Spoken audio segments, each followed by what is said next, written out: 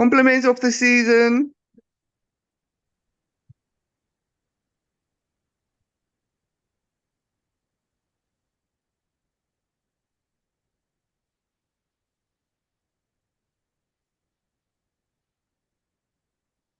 Okay, so we are live on the first session of 2025. First of all, Happy New Year, everyone.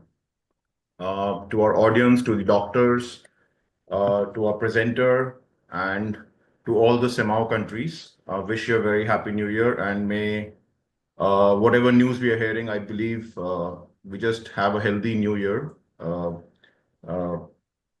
and I also like to remember Dr. K.K. Agarwal on this day.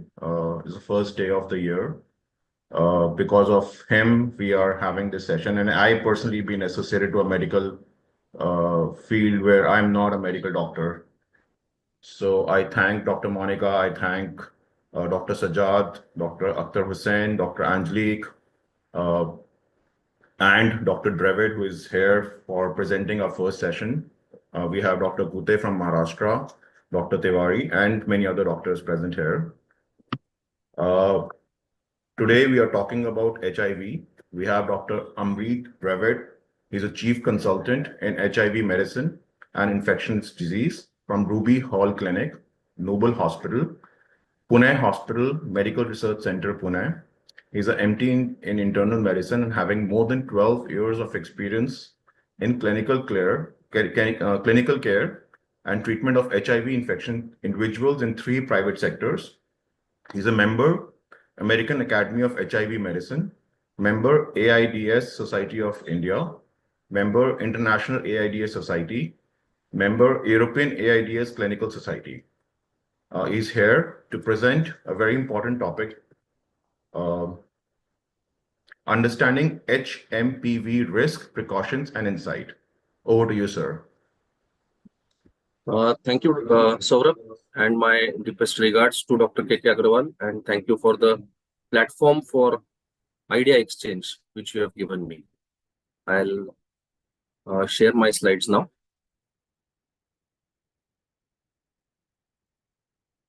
Can you see my slides? Yes, sir, we can see. Just make it on the presentation mode. Yeah. Thank you. So today morning we will be talking about HMPV, human metapneumovirus, risks, precautions, and insights. And why are we discussing this in India and all over the world? Because of social media. The disease has created quite a social media stir because there were reports saying that hospitals in China, nursing homes in China are completely full with patients suffering from human metapneumovirus. So it was essential for the government of India as well as governments all over the world to educate physicians to know what is the real scenario going as of now. So just to understand the real scenario, I just went to the Chinese CDC website. And remember, Chinese CDC website updates itself every week. So what do the Chinese authorities say? They have acknowledged that human metapneumovirus cases are increasing in some parts of their country, especially the north of China, emphasized that the virus is a known entity and the diseases are not unusual for this time of the year. So it's not a new virus. There are reports circulating that this is a new virus. It is going to cause havoc. Again, we are going to see equivalent of what we saw in COVID. But remember that this is not a new virus. The virus is a new known entity and that disease patterns are not unusual for this time of the year. Every time in December and January, China does get a respiratory surge. China has a robust respiratory pathogen surveillance system and it is reported transparently on a weekly basis. The latest results of China's CDC show that the respiratory surge is actually occurring because of 4 viruses. Influenza virus, which is H1N1 or the swine flu as we call it in India, rhinovirus, respiratory syncytial virus, and human metapneumovirus. So the respiratory surge or the viral upper respiratory tract infections increasing or lower respiratory tract infections increasing in China, northern part of China, are because of 4 viruses. It's not because of one virus alone. 4 viruses are responsible for this respiratory surge. And nationally, the main cause for outpatient influenza-like illness and hospitalized severe acute respiratory infection is actually H1N1. So they are clearly saying that we are actually having a respiratory surge because of H1N1. While other three viruses, rhinovirus, respiratory syncytial virus, and human metapneumovirus, are also being seen. The problem is we have just picked up this one virus and run with the news saying that this is some new virus. It is not a new virus, it's a known entity. Along these months, every year, these disease patterns are seen. But yes, we definitely need to educate ourselves about this new virus, which we were not talking about much, that is human metapneumovirus. What does WHO say about the HMPV situation in China? WHO has released clear information and they confirm what is being seen as would be expected for this time of the year. So this winter surge was expected. There is no unusual outbreak pattern. The healthcare system in China is not overwhelmed. There is no lockdown going on in China. Flights in and out of China are normal. People are going about their business normally. So yes, there is a winter surge of viral upper respiratory tract and viral lower respiratory tract infections because of 4 viruses: influenza, respiratory syncytial virus, rhinovirus, and human metapneumovirus. We will talk about human metapneumovirus today, but we don't need to be worried because this is just a routine winter surge occurring in China. So, what do we know about this virus? In 2001, a new virus was detected, which was known as and designated as human metapneumovirus. It was identified by Dutch investigators. However, they also say that this virus is in circulation for almost 60 years with worldwide distribution. So there is worldwide distribution of human metapneumovirus. It is a large enveloped negative sense RNA virus. It's an RNA virus, just like COVID was. It has 2 clades, A and B, out of which there are multiple subgroups. There are 4 subgroups of viruses circulating, A1, A2, and B1, B2. There is no correlation between HMPV subtype and clinical outcome. So more or less, they are equally bad or equally good. We don't need to worry about it. It circulates in late winter through spring. So Jan to March is the time when you normally get infections with respiratory viruses, influenza, respiratory syncytial, and also human metapneumovirus. So it is not a new virus. In India and in Pune, where I work, every year the National Institute of Virology Pune does report few cases of human metapneumovirus every year during this time. So we don't need to really get alarmed that a new virus has been introduced into the world. A new virus is not getting introduced in the world. So you can see here seasonality of human metapneumovirus infections. These infections rise from Jan to April. So we are in Jan in India. In the northern hemisphere, Jan to April is the time when maximum number of human metapneumovirus cases are seen. So it's quite likely that some amount of human metapneumovirus infections reporting will increase in the northern hemisphere, including India, and we will be prepared for it. What is it? As I said, this is the virus, 150 nanometer virus. It is an RNA virus. It has a nucleocapsid and an envelope, and these are the fusion proteins which help the virus to get into the cell and cause problems as it does. It is a close sister virus of respiratory syncytial virus, which we know causes upper respiratory tract infections in children and also causes severe pneumonia in children less than 5 years of age. So if you look at the genome of human metapneumovirus and respiratory syncytial virus, in fact, both these viruses were categorized in the family of paramyxovirus some years back. 20 years later, a new family was created for these two viruses, which was known as the pneumovirus family. The human metapneumovirus belongs to the metapneumovirus family, while respiratory syncytial virus belongs to the same family of viruses, which is pneumovirus. What is the difference in the genome? You can see only human respiratory syncytial virus has 2 more genes. NS1, that is non-structural protein 1, and now non-structural protein 2. So 2 extra genes, more or less the genome of respiratory syncytial virus and human metapneumovirus is 90 to 91% similar. So if we know that respiratory syncytial virus is there since ages together, we have to agree that even human metapneumovirus has been there since 60 years, although we have named it only 20 years back. So it's not a new virus. It is routinely seen in these months. January to March is when the respiratory surge occurs. It is not a virus which is getting introduced newly into our population. And hence, I feel that pandemic potential or epidemic potential of this virus is very, very low. And hence, the overwhelming of the healthcare system is very, very unlikely, because more or less we have some amount of immunity to this virus. How? I will explain in my next slides. So this is the distribution. You can see the subgroup A2 has been reported from India before as well. So we have been reporting, the National Institute of Virology, Pune, has been reporting this virus since last many years to the world, and subgroup A2 is what is prevalent in India, and these are the subgroups which are prevalent all over the world. How does it transmit? It's a respiratory virus. So because of direct or close contact with contaminated secretions, a person who has viral upper respiratory tract infection, who has fever, cough, cold, is coughing incessantly, is going to transmit. And if you come in close contact with contaminated secretions, then you will get infected with the virus as well. It involves large particle aerosols, droplets, or fomites, but not small particle aerosols. And that's why physical separation more than 6 feet will interrupt the aerosol transmission. We have known about physical separation or social distancing more than 6 feet during the COVID-19 pandemic, which was also a respiratory virus, which was also transmitted by respiratory secretions. So physical separation will interrupt transmission for this virus as well. Second way of transmission is in the hospitals. Nosocomial infections have been reported in hospitalized children, because this virus, if you get a patient with human metapneumovirus infection admitted in your hospital, it needs isolation for the same reason. Especially in pediatric hemato-oncology wards, nosocomial transmission from one child to another has been known. We have our patients, a lot of elderly patients in India are in skilled nursing facilities or home care. In such facilities also, nosocomial transmission from one patient to another has been reported.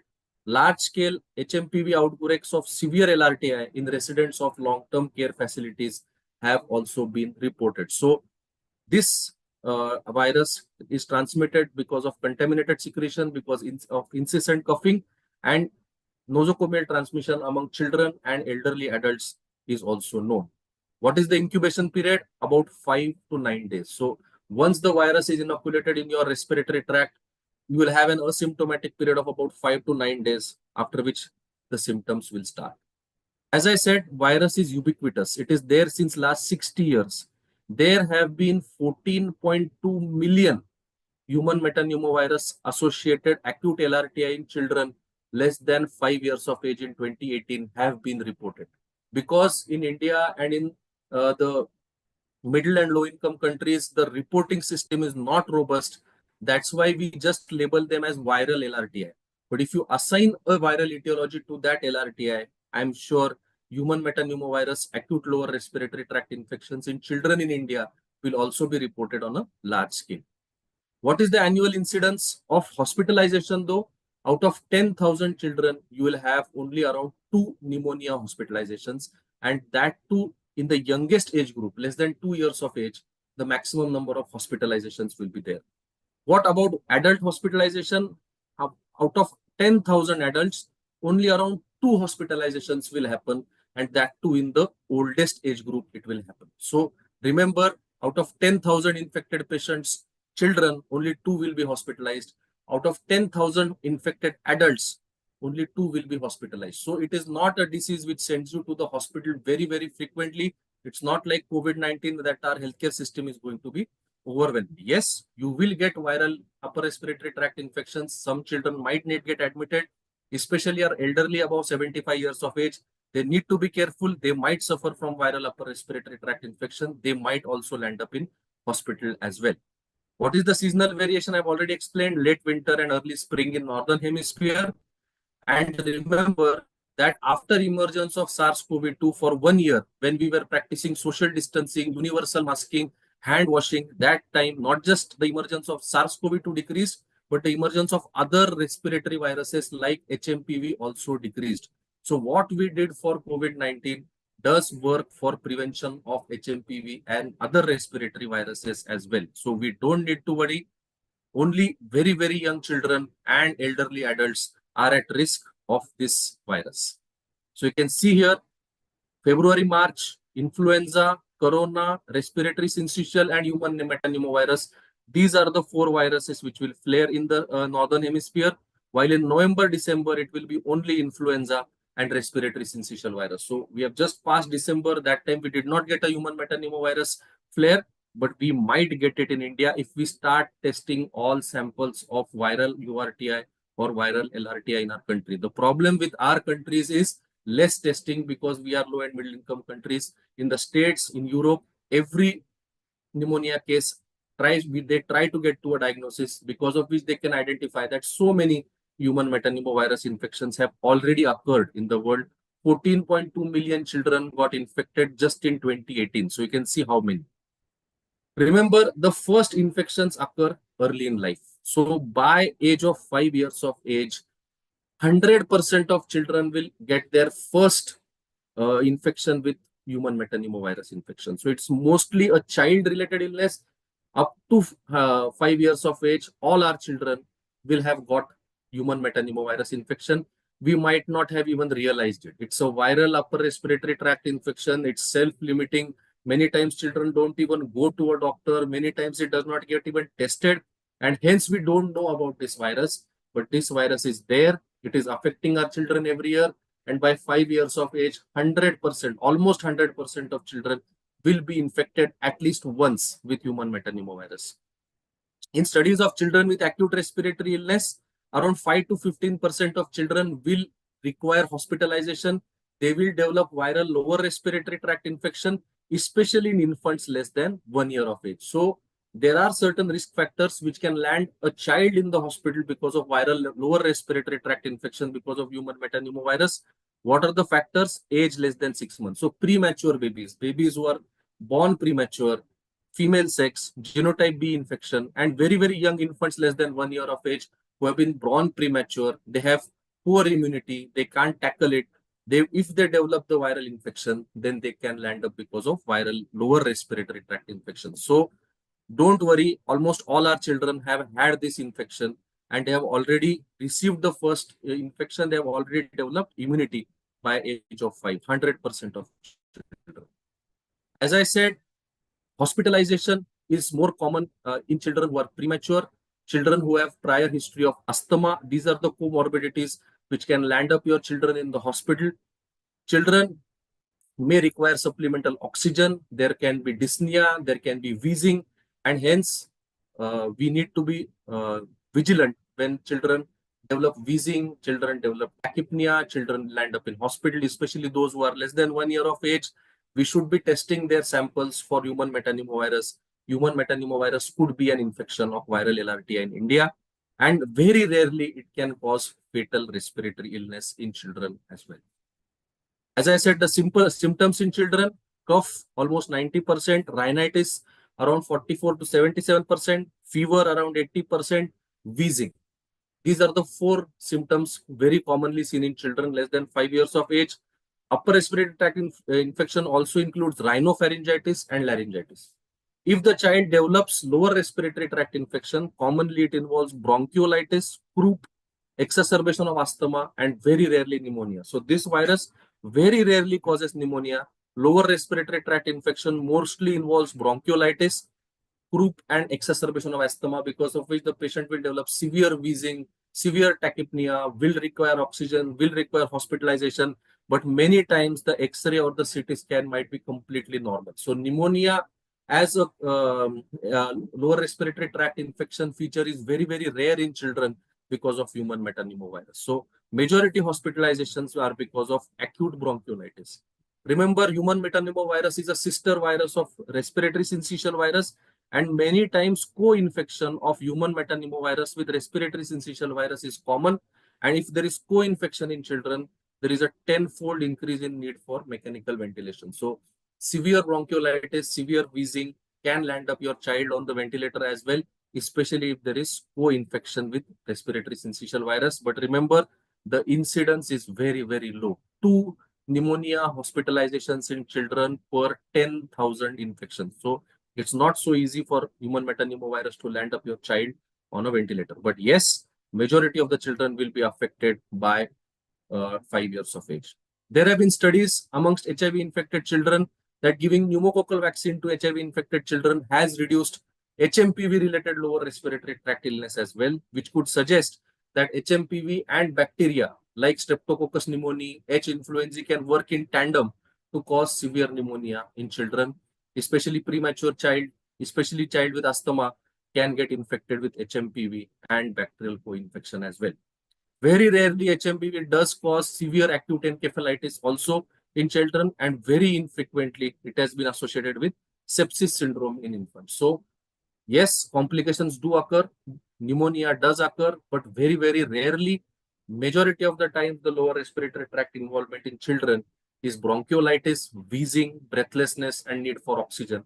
And up to 5 years of age, all children will have at least one episode of HMPV infection. So this virus is not new. All our children above 5 years of age have had one episodes. We don't need to worry. They have already sometimes maybe transmitted the infection to adults as well. What is the epidemiology in adults? It normally causes upper respiratory tract infection in adults. Frequency of lower respiratory tract illness appears lower than in children. So adults, as I said, most of the times it is a child-related disease less than 5 years of age. But yes, our frail, older adult patients with HMPV infections are most likely to require medical care. So our elderly population above 65 years of age is at risk of human metapneumovirus infection, and then there they can cause viral upper respiratory tract infection, viral lower respiratory tract infection, and they are the ones who will require medical care. Remember, almost 77 to 10 crore people are above 65 years of age in India. So it's a sizable population, and if they do get human metapneumovirus infection, we will have to care for them. So because of the size of our country, the population of our country, although the incidence of hospitalization and incidence of lower respiratory tract illness and complications is low in human metapneumovirus infection, we might have certain cases which we will have to attend to. What are the clinical manifestations? Then human metapneumovirus in adults, as I said, mostly a mild self-limited respiratory infection. The incubation period is around 5 to 9 days. So there might be an asymptomatic period followed by a week of upper respiratory tract symptoms, and then there will be gradual resolution. The peak of virus shedding is about 1 week after inoculation. So symptoms also follow that. Symptoms likely follow a day after peak shedding. So if day 7 is the day of peak shedding, the symptoms will start maybe on day 8 and will last up to day 15. In severe disease, there is a brief asymptomatic period of day or two following upper respiratory tract symptoms, and then wheezing begins and other signs of lower respiratory tract involvement starts. So if the virus is inoculated in your upper respiratory tract, maybe an asymptomatic period of 7 days, followed by upper respiratory tract symptoms for 7 days, then a lull of 2 days, followed by lower respiratory tract involvement with wheezing and pneumonia and other things starting. Individuals with a predisposition to reactive airway disease are asthma patients, are COPD patients, are post-tuberculosis patients, are patients with smoking-related lung disease, are patients with interstitial lung disease or idiopathic lung fibrosis. All can develop recurrent mild wheezing and cough for days or even several weeks. So it can cause upper respiratory tract infection, it can cause lower respiratory tract infection. Once it goes to the lower respiratory tract, it can cause wheeze and cough for days on end. Hospitalized patients are most commonly are bronchiolitis or asthma exacerbation. As I said, just like in children, pneumonia and ARDS in human metapneumovirus infection is rare. So what are the symptoms? Cough, nasal congestion, rhinorrhea, dyspnea, hoarseness, and wheezing. Fever is a very infrequent symptom of human metapneumovirus infection. Most of the time, cough, nasal congestion, and rhinorrhea, followed by wheezing and dyspnea, are the most common symptoms.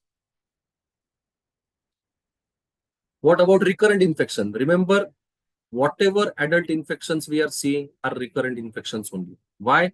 Because all our children are affected in the first 5 years of life. That is the first infection they are getting. So all adult infections represent reinfections.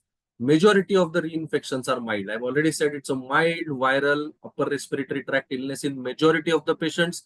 Even in adults, around behind every 10,000 adults, you will have 2 hospitalizations. However, immunocompromised patients, elderly patients, frail elderly adults in long-term medical care facilities, they are at risk, and they are at risk of severe disease during reinfection. And we need to concentrate on that age group and that class of patients to identify whether there is a human metapneumovirus surge happening in India from January to March. Just like influenza virus, this virus also undergoes antigenic drift, but the mutations which it accumulates are not sufficient enough to give it any pandemic potential. And that's why I said I don't envisage a pandemic of HMPV occurring in India or in Southeast Asia anytime soon. I don't think that our respiratory wards or our hospitals are going to be overwhelmed. I don't think that there is going to be sudden scramble for oxygen and ventilators. We are well equipped to handle this surge, which is normally occurring in China. And if it occurs in India, it will be related to climate related issues because of the cold and the low temperatures in India as of now. And we don't need to worry much. Yes, we need to be cautious about this virus. Then come the immunocompromised hosts. What is the problem occurring in immunocompromised hosts? Human metapneumovirus infections can be especially severe in immunocompromised patients because of poor clearance of the virus. Which category of immunocompromised patients are affected? As I said, hematologic malignancies and hematopoietic stem cell transplantations are the group which is most affected. There was a study of almost 428 hematopoietic stem cell transplant recipients who showed human metapneumovirus upper respiratory and lower respiratory tract involvement. The study found that if you have lymphopenia and you are using corticosteroids for more than 30 milligram per day, then it's the biggest risk factor for lower respiratory tract disease. Overall mortality was 2% in immunocompromised host with upper respiratory tract disease, while it was a staggering 21% if these patients develop lower respiratory tract disease. So remember, our patients with hematologic malignancies, those who are acute myeloid leukemia, acute lymphoid leukemia, multiple myeloma, aplastic anemia, myelodysplastic syndrome, hematopoietic stem cell transplant, allogenic transplants, all these are at very, very high risk of human metapneumovirus infection. If it occurs to them, then they will develop upper respiratory tract. Sometimes they can develop viral lower respiratory tract involvement like bronchiolitis, pneumonia, ARDS, and they can then land up on a ventilator and can get serious. So they really need to be protected against this virus. Multiple times there are co-infections happening, and then co-infections can be viral, bacterial, or even invasive fungal infections. And I'll show it in my next slide.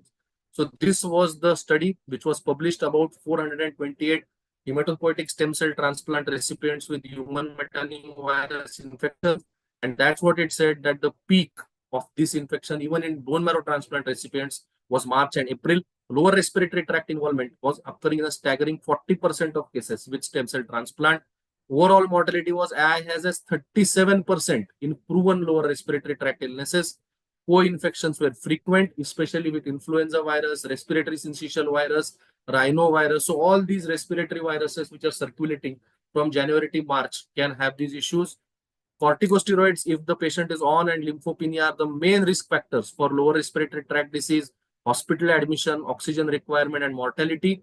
And this goes to show that it is the T cells which are responsible for protection from human metapneumovirus or any other respiratory virus.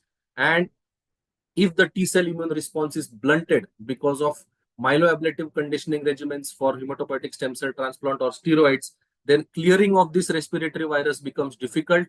And this leads to these respiratory viruses like human metapneumovirus going from upper respiratory to lower respiratory tract and causing problems. As I said, efforts should be limited so that T cell immune reconstitution can occur early after allogenic human hematopoietic stem cell transplant, and that is the only way we can control pneumonia from occurring in these patients. So this was the study. You can see if your lymphocyte count on bone marrow transplant is less than 500, you are using steroids, you are having active graft versus host disease, then your risk of developing hospital admission, oxygen support is very, very high. Even mortality is high in patients who have lymphopenia and corticosteroid usage. So these are the ones we need to guard. And we have a huge population of hematologic malignancies in India. We have a large population of patients requiring hematopoietic stem cell transplants, and they need to be protected. Our elderly above 65, need to be protected. Our elderly in long-term care facilities need to be protected. These are the ones we should be concentrating on. And that's why I feel that every day putting out numbers of patients developing human metapneumovirus infection is useless, because it is just adding to the panic. 8 cases here, 7 cases there. We should be just putting out cases who developed severe disease because of human metapneumovirus. And I'm sure that as of now, we don't have even a single case of severe human metapneumovirus infection landing up on a ventilator. Yes, we should be testing a lot of people, but only those with severe disease because of human metapneumovirus should be reported. As I have said, there can be co-infections in the lung with human metapneumovirus, especially in immunocompromised patients. You can have co-infections with coronavirus, respiratory syncytial virus, which I talk about in my next slide because it's also a sister virus. There can be influenza co-infection, and then there can be bacterial co-infections as well. So pneumonia, which can be viral plus bacterial, like Pseudomonas or Strenotrophomonas, E. coli, Staphylococcus, Streptococcus. All these bacteria can coexist along with human metapneumovirus. And if you have a viral bacterial co-infection, then the oxygen support is going to increase. Maybe the mortality and prognosis can also worsen. Fungal infections are also known. Just as you said, with COVID-19, we had epidemic of invasive aspergillosis, invasive pulmonary aspergillosis. Similarly, with human metapneumovirus, we can have concomitant pulmonary aspergillosis. And if we get such cases where our immunocompromised host has human metapneumovirus pneumonia, then we should be looking for concomitant invasive pulmonary aspergillosis as well, because that is going to change the prognosis of your patient. You can see here, mortality if in upper respiratory tract illness only is very, very low, but almost 38% people have lost their life in proven lower respiratory tract involvement because of human metapneumovirus. So it's not a dangerous virus for normal individuals. It is not a dangerous virus for children. It is not a dangerous virus for immunocompetent adults, but it is a dangerous virus for premature babies, babies with asthma, elderly with above 65 years of age, elderly living in long-term care facilities, hematologic malignancies, and hematopoietic stem cell transplant recipients. What are the other immunocompromised hosts which need to be protected? Remember, progression of the disease from upper to lower respiratory tract illness was higher in HIV-infected patients who were not on antiretroviral therapy. So if you are HIV-infected, please ensure that you have a good CD4 count, because the T cell is what is going to protect you against the human metapneumovirus infection. Lung transplant recipients are also the ones who can develop severe human metapneumovirus infection, and the severe infection can lead to lung allograft dysfunction within a year. So lung transplant recipients are also the other category of transplant recipients which are at high risk of severe human metapneumovirus infection, and we need to be careful. If such patients develop fever, cough, cold, or breathlessness and wheezing, we need to test this. How do we diagnose it? The diagnosis, unfortunately, is only by PCR, and we don't have a human metapneumovirus specific PCR test as of now available in India. Although certain labs in Pune are putting out advertisements saying that we can test for only human metapneumovirus RT-PCR, whether they are validated or no, I don't know. But there is one test, which is the BioFire Film Array Respiratory Panel Assay, a multiplex PCR panel, which is there available in most of the private hospitals in metro cities in India. This is a multiplex PCR test where we send nasopharyngeal swab samples of patients developing fever, cough, cold, or we can even send sputum and bowel samples of patients with lower respiratory tract involvement. This BioFire test, upper respiratory tract test or lower respiratory tract panel test, can detect human metapneumovirus infection along with other viruses like influenza, corona, adeno, parainfluenza, respiratory syncytial virus. So it's a package test where other viruses along with certain bacteria and fungi will also be identified, and this test is available in India, and I'm sure it's available in Southeast Asia, in other countries as well. So this is the only test which can pick up human metapneumovirus infection in upper respiratory and lower respiratory tract samples. What about serology? We don't have a serology and it is not validated for testing. So human metapneumovirus IgG, IgM is not a test which we normally recommend. What about imaging? Imaging is non-specific. It is non-specific because it can mimic any other viral pneumonia. It can mimic pneumonia because of COVID-19, pneumonia because of H1N1, pneumonia because of respiratory syncytial virus. And most commonly, we see perihilar opacities, hyperinflation, atelectasis, and occasionally consolidation. So I have said that it normally causes bronchiolitis, wheezing, and asthma. Very rarely consolidation, but sometimes consolidation can be seen. So this is a classical feature of human metapneumovirus infection where reticulations and ground glass haziness, which is non-specific and can be seen in any viral pneumonia. So it is very difficult to distinguish on imaging the difference between human metapneumovirus and other viral infections. So you can see this was a good paper which showed imaging findings in other viral illnesses, and it showed that normally corona or COVID-19 doesn't cause centrilobular nodules or tree in bud appearance, while RSV and influenza and human metapneumovirus can cause centrilobular nodules, micronodules, or tree in bud opacities. However, ground glass opacities and consolidation can be seen in all other viral illnesses. So very difficult to differentiate between the etiologic agent of viral pneumonia just by looking at the CT. What about treatment?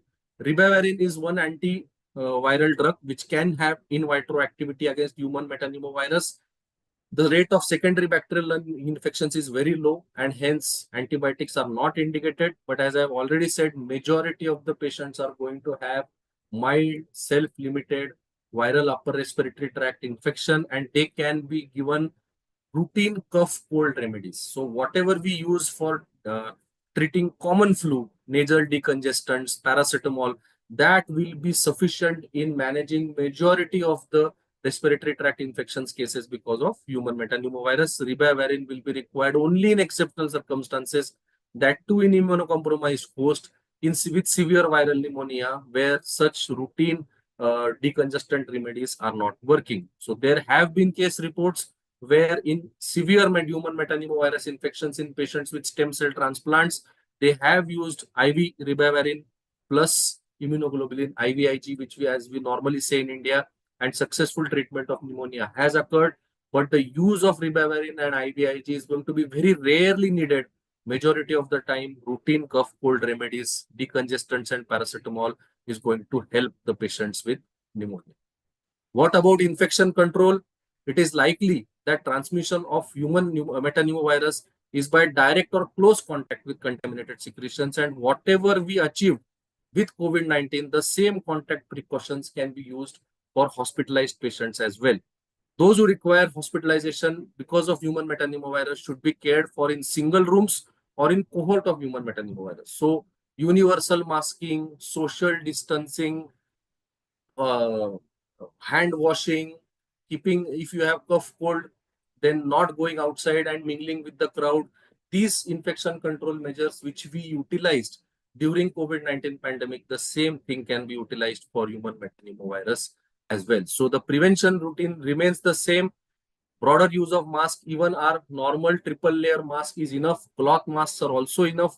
And remember, there have been studies that widespread use of mask during the COVID-19 pandemic actually brought down transmission of other respiratory viruses like RSV and human metapneumovirus as well. So we don't need to worry. We need to be just concentrating on prevention measures. I'll talk briefly about respiratory syncytial virus because these two viruses go together and we cannot differentiate the two. As I said, there are only two genes which differentiate between respiratory syncytial virus and human metapneumovirus, and respiratory syncytial virus is a bigger problem in children and in adults than human metapneumovirus. Even in China, the respiratory surge which has happened for 4 viruses: influenza, respiratory syncytial, human metapneumo, and rhinovirus, and hence we need to know about it. As I said, even in respiratory syncytial virus infection in adults, less than 1% of adults are going to require hospitalization. But still, in United States, because they test every viral upper respiratory tract infection for the etiologic agent, they have found almost 160,000 hospitalizations and around 6,000 deaths among adults above 65 years of age. So just like human metapneumovirus, even respiratory syncytial virus does affect children less than 5 years of age and adults above 65 years of age. Especially the risk is high when your age increases more than 75 years of age. Also, if you have comorbid conditions with the lung and the heart, especially asthma, COPD, congestive heart failure, then you can fall prey to respiratory syncytial virus, lower respiratory tract infection as well. As I said, the risk of hospitalization of these two viruses is higher in patients with congregate living facilities, especially nursing homes or long-term care homes where our elderly are sitting, and there almost sometimes 10 to 31% of patients have required, those who get hospitalized because of RSV have required intensive care admission. Almost 17% have required mechanical ventilation. And why is it important? That the risk of invasive mechanical ventilation because of respiratory syncytial virus is 1.5 times that of COVID-19 and 2 times than that of influenza. So these viruses don't have pandemic potential. They're not going to cause a respiratory surge. But if you are elderly or if you're immunocompromised host do land up on a ventilator, then the risk of invasive mechanical ventilation is higher than COVID-19 and higher than influenza. So the clinical presentation, it's simple, more or less like HMPV only. Majority of the patients having just cough, cold symptoms, but can progress to acute respiratory distress, especially those with COPD or congestive heart failure, and elderly patients can fall prey to symptomatic RSV illness. Pulmonary disease, as I said, is more common in patients with comorbidities or in patients with hematopoietic stem cell transplant. So again, the same. Whatever happens in human metapneumovirus happens in respiratory syncytial virus as well. If you have hematopoietic stem cell transplant, if you have had a kidney transplant, if you have a lung transplant, if you have COPD, asthma, coronary artery disease, then you can have upper respiratory tract infection of RSV progressing to lower respiratory tract illness, pneumonia, ARDS, and can land upon invasive mechanical ventilation. RSV has a peculiar thing of flaring up your cardiac illness as well. So those patients who already have congestive heart failure can lead to arrhythmias, acute coronary syndrome, myocarditis, and also sometimes patients who have no cardiac illness can also land up with congestive cardiac failure. So this is what is different for respiratory syncytial virus as compared to human metapneumovirus, and we should be aware if the patient, which I have already said, lands up on a ventilator. Again, imaging is non-specific. It can mimic any other viral pneumonia. As you can see, ground glass opacities, reticulations, all this can occur. Consolidations can occur, and hence it is very difficult to differentiate what is the etiologic agent. And in India, there has been a feature that once the patient lands up on a ventilator, is diagnosed to have viral pneumonia, we only test for COVID-19 and H1N1. If both come negative, we just label it as viral pneumonia, COVID negative, H1N1 negative. Remember, these two viruses, respiratory syncytial virus, human metapneumovirus, and also rhinovirus are the causative agents of these viral pneumonias which come as H1N1 and COVID-19 negative. And now it is time that we also identify the etiology of these COVID and H1N1 negative viral pneumonias. As I said, mortality is only 1% overall, but if you are hospitalized, then the mortality can be 2.5%, and mortality appears to be higher than that of influenza. So it's a bigger killer than H1N1. And especially if you are having hematopoietic stem cell transplant or any other stem transplant, in hematopoietic stem cell transplant recipients, those who develop LRTI, the mortality can be as high as 80% because of severe respiratory syncytial virus involvement of the lower respiratory tract. In lung transplant recipients, the mortality can be as high as 20%. So it's a very big killer, a bigger killer than human metapneumovirus, and sometimes a bigger killer than H1N1 as well. Gladly, it does not have pandemic potential, and more or less we have immunity against this virus because it is a virus of the children to start off. Diagnosis again is only because of RT-PCR and the multiplex PCR panel, which I said, BioFire test does detect respiratory syncytial virus as well. And it should be done for almost all patients. It is done in the US and Europe. But in India, at least in immunocompromised adults, like hematopoietic stem cell transplant recipients, like lung transplant recipients, we should be doing, for them at least, this targeted RT-PCR testing should be done so that we can identify these patients. Treatment more or less is symptomatic. However, in transplant recipients, combination therapy of ribavirin and immunoglobulin, IVIG, does work. High titer RSV immunoglobulin is available in the States, but it's not available in low and middle income countries. But ribavirin and IVIG is sufficient for treating respiratory syncytial virus pneumonia as well. In the States, they also have vaccination against respiratory syncytial virus. And there is a recommendation that everybody above 75 years of age and everybody above 60 with either cardiac or pulmonary involvement should take at least once a respiratory syncytial virus adjuvanted vaccine, because this vaccine is going to prevent flares because of respiratory syncytial virus, and also is going to give certain amount of cross protection to human metapneumovirus because it is a sister virus. So in the West, already there is a move towards, and in July 2024, this was the updated recommendation that everybody above 60 with or without comorbidities should take yearly at least once respiratory syncytial virus vaccine. And if this comes into low and middle income countries, we might be able to tackle these two viruses as well. There is also a global trial to make vaccine for both these viruses, human metapneumovirus and respiratory syncytial virus together, so that we can tackle these viral illnesses once and for all. This is just the latest paper of clinical feature difference. I just want to point out that how to differentiate between human metapneumovirus and respiratory syncytial virus.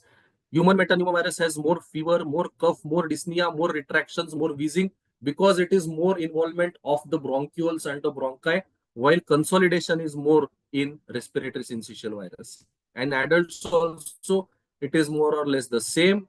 However, you can see the severe infections in children is more or less the same with human metapneumovirus and respiratory syncytial virus, but in adults, respiratory syncytial virus, almost 10% or 18% of adults can get infected with RSV, elderly especially, transplant recipients, and they can land up with severe pneumonia. And the severity of bacterial pneumonia is 3.5 times that of human metapneumovirus pneumonia, and RSV pneumonia severity is almost 2 times that of human metapneumovirus pneumonia. So human metapneumovirus is not a dangerous virus. Very rarely it is going to cause pneumonia. Most of the times it is going to cause bronchiolitis, but the sister respiratory syncytial virus, especially in adults, elderly adults, where they are not vaccinated, can land up with severe viral pneumonia. Of course, it is not as severe as bacterial pneumonia. So in conclusion, human metapneumovirus was discovered in 2001, but it is already there from 60 years. It transmits because of close contact and large droplet infections. Majority of the time, it presents with only viral upper respiratory tract, mild self-limiting illness. In only a minority of patients, that means premature children, adults more than 65, and transplant recipients, it can progress to bronchiolitis, asthma, severe pneumonia, or ARDS. Currently, only the BioFire film array respiratory panel assay for both upper respiratory tract and lower respiratory tract are cleared by US FDA for testing this virus. And majority of the times, the treatment is supportive, while very rarely antiviral therapy is needed.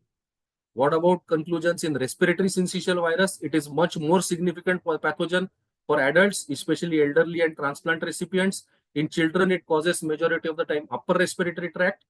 As I said, majority of the patients also in respiratory syncytial virus develop viral upper respiratory tract illness. But if you have cardiac problems, if you have respiratory problems, if you are a smoker, if you have interstitial lung disease, then respiratory syncytial virus does cause lower respiratory tract involvement, where the mortality can be as high as 80% in hematopoietic stem cell transplant. Again, diagnosis is only by BioFire film array respiratory panel assay.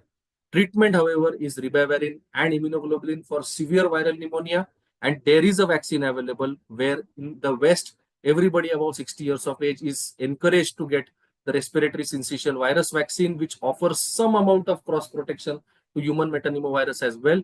And there is globally a need for a vaccine for both respiratory syncytial virus and human metapneumovirus, which we can give to all our elderly, even in low and middle income countries, so that we can protect them against these deadly diseases.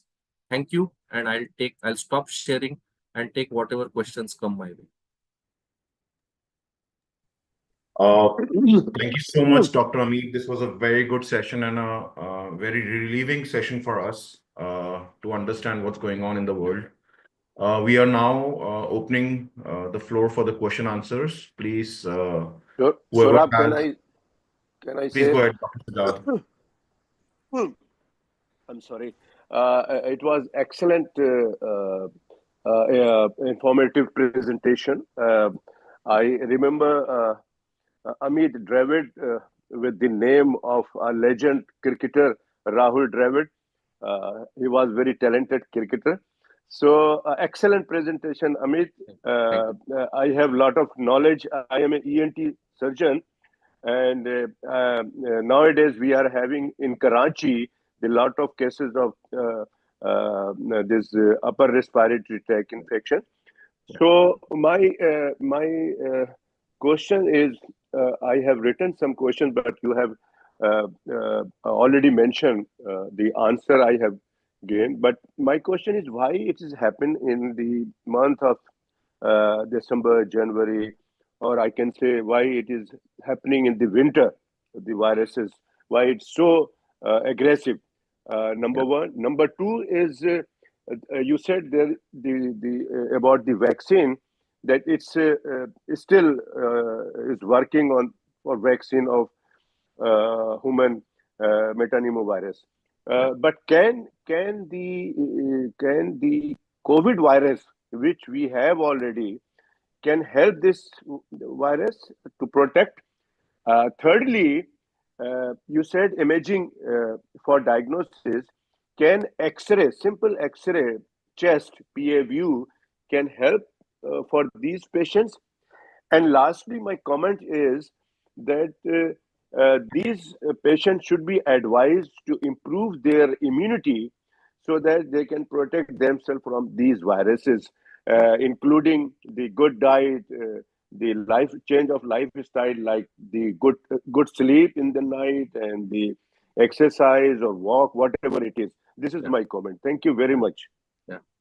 Thank you, Dr. Kesar, and I'll take your questions one by one. So why now? So see, these respiratory viruses are temperature dependent viruses. They require cold to set in before they can cause upper respiratory tract infection or lower respiratory tract infection. And as you know, there is a cold wave sweeping through India, and I'm sure it is sweeping through Pakistan as well. So that's why January to March are the months when we have the maximum amount of cold in our countries. That is when these viruses flare up. And remember, there is a competition between viruses as well to demonstrate who is the big boss during particular months. So it has been shown year after year that in November and December, it's the influenza and the respiratory syncytial virus, which are the viruses which say that they are the big bosses. While in Jan, Feb, March, it is still influenza and respiratory syncytial virus, but human metapneumovirus also comes at third place and causes viral upper respiratory tract infection and LRTI. I forgot to mention from ENT point of view that these viruses, human metapneumovirus, can cause otitis media, can cause sinusitis, and hence you can get patients with viral sinusitis, viral otitis media, which you might need to tackle in your OPDs as well. Secondly, I think the X-ray is not going to be helpful because what I feel is almost majority, 99% of patients are going to have just upper respiratory tract infection. They are going to require only symptomatic treatment. They are not going to require antiviral. So we actually might not need an X-ray, might not even need an HRCT as well. Very, very few children who are born premature or elderly who have weak immunity are going to come to us, and majority of the symptoms are going to be bronchiolitis, which might not be picked up on X-ray because pneumonia incidence in human metapneumovirus is lesser than that of respiratory syncytial virus. So I feel that X-ray might not be helpful. We might be forced to go for a CT scan. And COVID, whether COVID will protect, I don't think so. But there have been studies in HIV infected patients where pneumococcal vaccine actually protected against gave some amount of protection against human metapneumovirus, because pneumococcus and human metapneumovirus can act together and cause either upper respiratory tract or lower respiratory tract involvement. So COVID-19 vaccination, no. But yes, pneumococcal vaccination to our elderly. And we anyway recommend that all our elderly patients should get pneumococcal vaccine. So that might help in to some extent in reducing the severity of human metapneumovirus infections. Thank you very much, Amit. Thank you. Thank you, Dr. Dravid. I see a lot of comments from Dr. Monica Vasudev coming in chat box. I would like to invite her for her opinion and suggestions and comments on the session. Dr. Monica. Thank you, Saurabh, and thank you for this platform again. What a great way to start off the year for talking about a topic that Dr. Dravid has explained extremely well. Thank you for a wonderful presentation. And I agree with you that you took a topic that has started off on social media and has brought so many people a lot of worry. But the same lessons that we've learned from COVID and the pandemic is the same principles that we apply to any respiratory illness. And again, highlighting that we are not utilizing identification of what the viral infection is okay, because if you apply the same metrics of how to treat, then that's great. Hand washing, distancing, avoiding places when you're sick, asking people politely not to come and join a gathering if they're infectious, and transmission period is great. And then the nuances of understanding the extremes of age, the young and the older. I do say that all of these things are fantastic. I know that there was a case that was reported of a child who had needed a very significant respiratory support with an infection, but these are isolated cases. And I think that those get amplified on social media. And for every one person that's amplified, there'd be many, many more people who have the infection and they don't even know that they had the infection. So I think I would even add on like nasal saline rinses using things that we all know, time tested, proven, things that our grandparents taught us are also ways to minimize infections. And then to be if there are concerns, to be vigilant for secondary pneumonia, making sure that that gets diagnosed, making sure that those who are at risk for being hypoxic are getting addressed. But I think that you touched on so many of these things. If you do come to the US, we do know that visitors can get immunizations. So like I know that a lot of people who are coming and getting the Pfizer vaccines and the Moderna vaccines, and then when they were traveling to the US, similarly, if you want to get the RSV vaccine, just make sure you bring your documentation. Most of our commercial pharmacy locations will allow you to pay out of pocket for these vaccines. So definitely, if that is something that is on your agenda, make sure you get those vaccines sooner in your trip.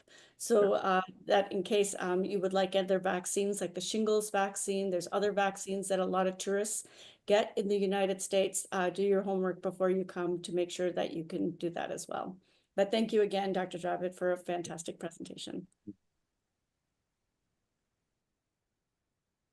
Thank you, Dr. Monica. So do we have any other questions on the floor? Any comments? Dr. Andrik, Dr. Pillay, Dr. Hussain, anyone? Dr. Maria? Dr. Pillay here. Is there any need for public health measures, particularly from the month of January to April or so, wearing masks, hand washing, distancing and all? And is there any need for genomic studies to find out whether any variants are coming which is more severe? Thank you. Yeah. So, as I said, social distancing and universal masking measures as of now in India are not needed. But there are going to be huge population congregations in India very soon. I think there is a Mahakumbh which is planned in January, where I think 40 crore people are going to come. That's what they say. If it's really that big a congregation, then if you are above 65 years of age or if you have severe comorbidity, I would suggest wearing a mask throughout your travels. The wedding season is coming up. There are huge weddings in India as of now going on right now. There, if you have above 65 and if you have a severe comorbidity, you should be wearing masks. But for the entire population, universal masking and universal social distancing as of now is not needed. Genomic studies, I think, are already underway in NIV Pune.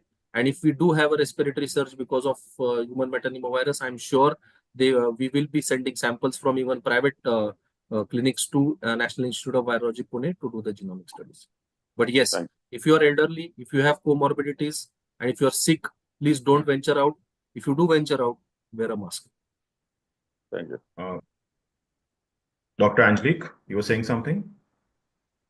Thank you. I just want to say thank you again. I have been asked by quite a few media stations to comment on this virus, and the research that I've done is exactly what Amit had said, and actually he's got much more information than I got.